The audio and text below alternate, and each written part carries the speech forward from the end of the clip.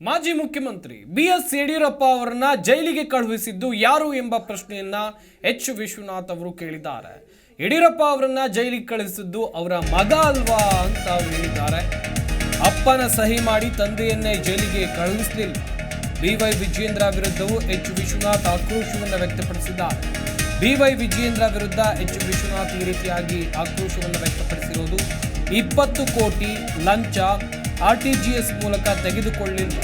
ಒಬ್ಬ ಪೆದ್ದ ಲಂಚಕೋರ ರಾಜ್ಯದ ಬಿಜೆಪಿ ಅಧ್ಯಕ್ಷನ ಅವನು ಎನ್ನುವುದಾಗಿ ಈ ಪ್ರಶ್ನೆಯನ್ನು ಮಾಡಿದ್ದಾರೆ.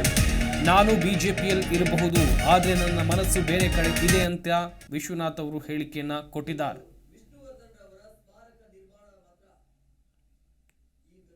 ಯಡಿಯೂರಪ್ಪ ಅವ್ರ ತಂದೆನ ಜೈಲಿಗೆ ಕಳಿಸ್ತವ್ರು ಯಾರ್ರಿ?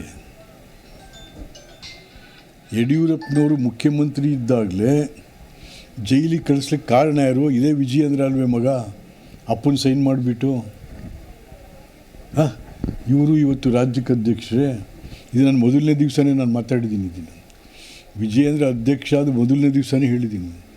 ಹಾಗಾಗಿ ತನ್ನ ಸ್ವಂತ ತಂದೆಯನ್ನೇ ಲಂಚ ತೊಗೊಂಡು ತಂದೆ ಮೇಲೆ ಬಂದು 20 ಕೋಟಿ RTGS ಅಲ್ಲಿ ತೊಗೊಂಡಿಲ್ವೇನ್ರಿ? ಯಾರಾದರೂ RTGS ಲಂಚ ತಗೋತಾರ? ಇಂಥ ಒಬ್ಬ ಪೆದ್ದನ್ನ ಲಂಚ್ಕೋರನ್ನ ಈ ರಾಜ್ಯದ BJP ಅಧ್ಯಕ್ಷನ ಅವನು. ಯಾರಿಗಾದ್ರೂ ಗೌರವ ಇದೆಯೇನ್ರಿ ಅದಕ್ಕೆ? ಮಾತಾಡ್ಕೊಳ್ಳಿ. ಇವರು ವಿಜಯ ಒಂದೇ ಪಾರ್ಟಿ, ಬಟ್ ಅಧ್ಯಕ್ಷ ಆಗಿದ್ದಾರೆ, ನಡ್ಕೊಂಡು ಹೋಗ್ಬೇಕಷ್ಟೆ. ಯಡಿಯೂರಪ್ಪ ಅವ್ರ ತಂದೆನ ಜೈಲಿಗೆ ಕಳಿಸ್ತವ್ರು ಯಾರ್ರಿ? ಯಡಿಯೂರಪ್ಪನವರು ಮುಖ್ಯಮಂತ್ರಿ ಇದ್ದಾಗಲೇ ಜೈಲಿಗೆ ಕಳಿಸ್ಲಿಕ್ಕೆ ಕಾರಣ ಯಾರು? ಇದೇ ವಿಜಯೇಂದ್ರ ಅಲ್ವೇ ಮಗ? ಅಪ್ಪನ ಸೈನ್ ಮಾಡಿಬಿಟ್ಟು ಇವರು ಇವತ್ತು ರಾಜ್ಯಕ್ಕೆ ಅಧ್ಯಕ್ಷರೇ.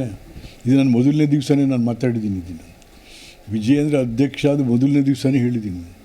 ಹಾಗಾಗಿ ತನ್ನ ಸ್ವಂತ ತಂದೆಯನ್ನೇ ಲಂಚ ತೊಗೊಂಡು ತಂದೆ ಮೇಲೆ ಬಂದು 20 ಕೋಟಿ RTGS ಅಲ್ಲಿ ತೊಗೊಂಡಿಲ್ವೇನ್ರಿ? ಯಾರಾದರೂ RTGS ಲಂಚ ತಗೋತಾರ? ಇಂಥ ಒಬ್ಬ ಪೆದ್ದನ್ನ ಲಂಚ್ಕೋರನ್ನ ಈ ರಾಜ್ಯದ BJP ಅಧ್ಯಕ್ಷನ ಅವನು. ಯಾರಿಗಾದ್ರೂ ಗೌರವ ಇದೆಯೇನ್ರಿ ಅದಕ್ಕೆ? ಮಾತಾಡ್ಕೊಳ್ಳಿ. ಇವರು ವಿಜಯ ಒಂದೇ ಪಾರ್ಟಿ, ಬಟ್ ಅಧ್ಯಕ್ಷ ಆಗಿದ್ದಾರೆ, ನಡ್ಕೊಂಡು ಹೋಗ್ಬೇಕಷ್ಟೆ.